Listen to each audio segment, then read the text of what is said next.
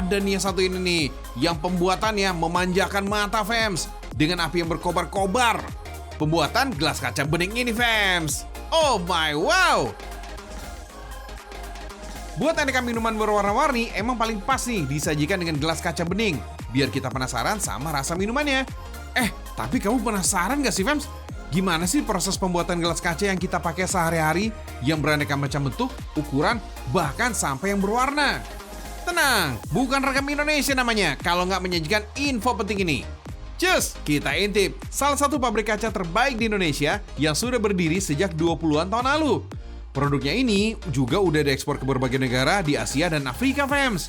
Jauh sebelum kaca dibuat manusia, kaca alami ini sudah digunakan oleh manusia kuno loh fams. Kaca alami ini tercipta dari hasil peristiwa alam yang melibatkan suhu tinggi seperti aktivitas vulkanik, sambaran petir, hingga meteorit.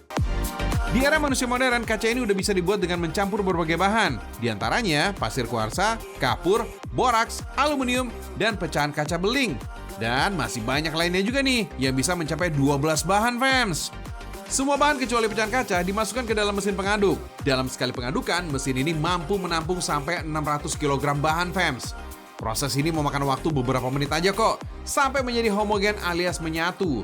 Proses selanjutnya ini adalah peleburan, di mana semua bahan campuran tadi dipanaskan bersamaan dengan pecahan kacanya. Proses pemanasan ini akan melelehkan semua bahan dengan suhu mencapai 1500 derajat Celcius. Proses peleburan ini membuat semua bahan mentah yang tadinya padat berubah menjadi cairan beling atau kaca. Hati-hati fams, ini super panas. Tuh, sampai merah menyala seperti lava vulkanik kan? Cairan kaca panas ini kemudian dialirkan ke dua tahap produksi yang berbeda. Ada yang dilanjutkan ke proses pencetakan dengan mesin, dan ada juga nih yang dicetak secara manual atau handmade. Pertama, kita akan lihat proses pencetakan kaca dengan mesin dulu nih fams. Pabrik ini menggunakan mesin buatan Italia, Jerman, dan Cina fams. Jadi, mesin ini sudah berstandar internasional dan dijamin kualitasnya. Cairan kaca panas tadi melalui proses pengguntingan terlebih dahulu. Takaran cairan ini juga sudah diatur secara otomatis dengan mesin dan disesuaikan dengan ukuran gelas yang akan dicetak. Tahap ini proses pembentukan gelas terjadi, cairan panas ini dicetak ke dalam molding dan dipanaskan melingkar mengelilingi mesin. Setelah dicetak, kemudian permukaan gelas ini dipotong agar lebih rapi dan tidak tajam. Nah, udah kelihatan kan bentuk gelasnya? Selanjutnya, tinggal proses pendinginannya aja. Proses pendinginan ini harus dilakukan secara perlahan fams. Soalnya penurunan suhu secara drastis akan membuat gelas kaca ini retak atau pecah. Kalau udah dingin, selanjutnya semua gelas ini disalurkan dalam conveyor belt untuk dikemas sekaligus mengkontrol kualitas. Siapa tahu ada gelas yang cacat atau rusak dan harus reject fams. Selanjutnya kita lihat di proses pembuatan kaca secara manual atau buatan tangan. Ambil cairan kaca yang masih panas, kemudian ratakan dengan cara diputar-putar seperti ini. Kemudian tiup kaca melalui besi berlubang.